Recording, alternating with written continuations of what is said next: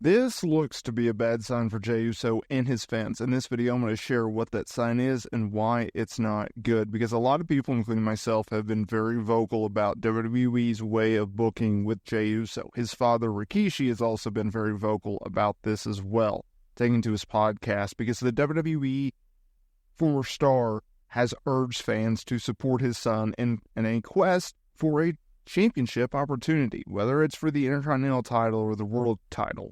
Rikishi has talked about his frustrations with Jey not winning Money in the Bank and questioned his decision to put him in a romantic storyline with Rhea Ripley, although that has started to kind of push back a little bit. During his Off the Top podcast, Rikishi has talked about how he feels like he should see his son get a chance by the company because Jey consistently shows up and puts in effort. He's highlighted Jey's impressive merchandise sales and the positive reactions from the fans as proof that he deserves a championships opportunity. He's even suggested that Jey might consider leaving WWE for AEW if he doesn't get the opportunity because he believes in his son. And he mentioned that Jey is a type to not sell that he's injured or doesn't want to give up. Rikishi has also talked about if WWE can't figure it out, then maybe he needs to take a break. Now, Rikishi has kind of backstepped on these comments. He's talked about how he's a WWE guy. The bloodline belongs in WWE. He doesn't want to see his son leave for AEW or anything like that. Now, Jey Uso, he is going to get a championship opportunity because he won the Intercontinental title #1 Contenders tournament, where the winner will get the right to challenge Braun Breaker for the IC title. Now, regardless of when this happens, it's reportedly going to take place on television.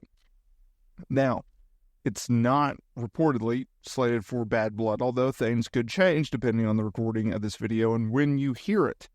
Here's what I gotta say about this. Jey Uso is the type where he has put in the grind. We have seen this man transform from a tag team player with his brother Jimmy all the way to 2024, where he has really found his groove as a single star and as a singles just breakout star.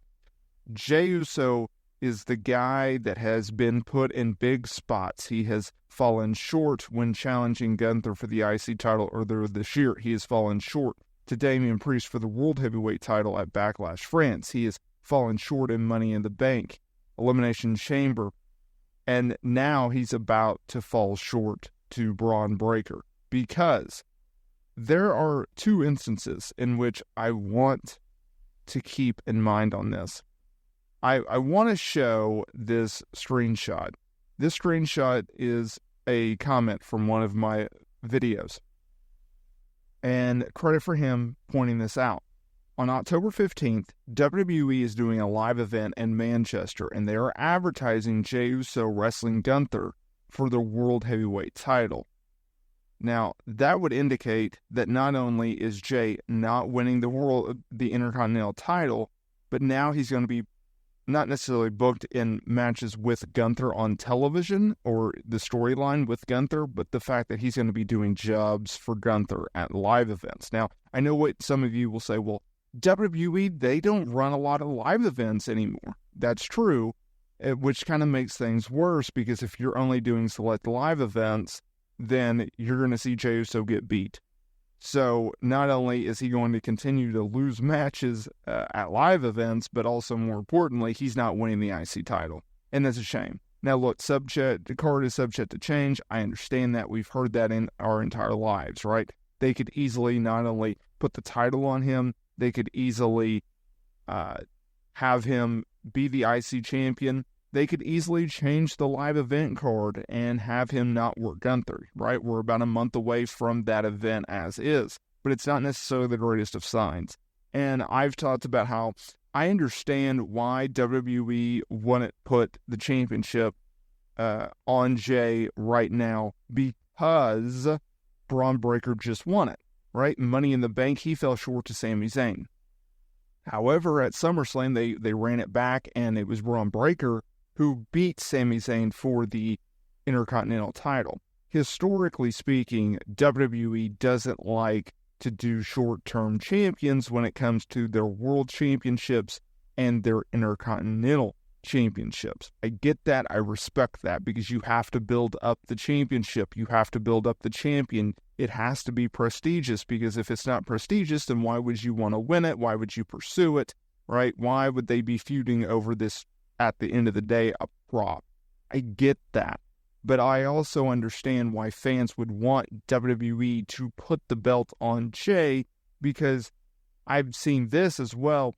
People saying, well, Jey Uso's not a Triple H guy. No, Triple H is a businessman, and while he may have favorites like your Braun Breakers and your Gunthers and your Damian Priest, at the end of the day, Jey Uso sells merch. That's the reason why Jey Uso gets television time. That's the reason why Jey Uso is being put in big matches, whether that be for the Intercontinental title or the World Heavyweight title. That is why. And so at the end of the day, yes, he has his guys, but he also has guys that move tickets, guys that sell merch, guys that draw ratings, because at the end of the day, that's what you have to have, right? I think if you look at where they can go with Jey, I think at the end of the day, and I also think this is one of the reasons why he's not winning the IC title. You have this bloodline storyline over here on SmackDown, right? We are getting closer to Survivor Series. So right now, we've confirmed that Roman Reigns will team with Cody Rhodes to take on the bloodline of Jacob Fatu and Solo Sikoa at Bad Blood. Well, we know that in November, they're going to do Survivor Series. Reportedly, it's going to be Bloodline versus Bloodline. So on one side, you're going to have Jacob Fatu and the Tongas and Solo Sikoa. That's 4. And then you're going to have Roman Reigns. And Cody Rhodes, he doesn't have anything planned for Survivor Series. And he's already teaming with Roman, and he's already part of the storyline. So you can count him to team with Roman as part of Roman Reigns' team. Well, you have 2 spots left. You have Jimmy, who is all but confirmed. And who are you going to get? You're probably going to get Jey Uso, right? If you're just talking about logic standpoint, that would make the most logic. And if that's the case, then there's no reason to put the IC title on Jey if he's going to be on SmackDown for the most part. He can still make appearances on Raw, but let's be real, it's going to be mostly on SmackDown, if not exclusive to SmackDown.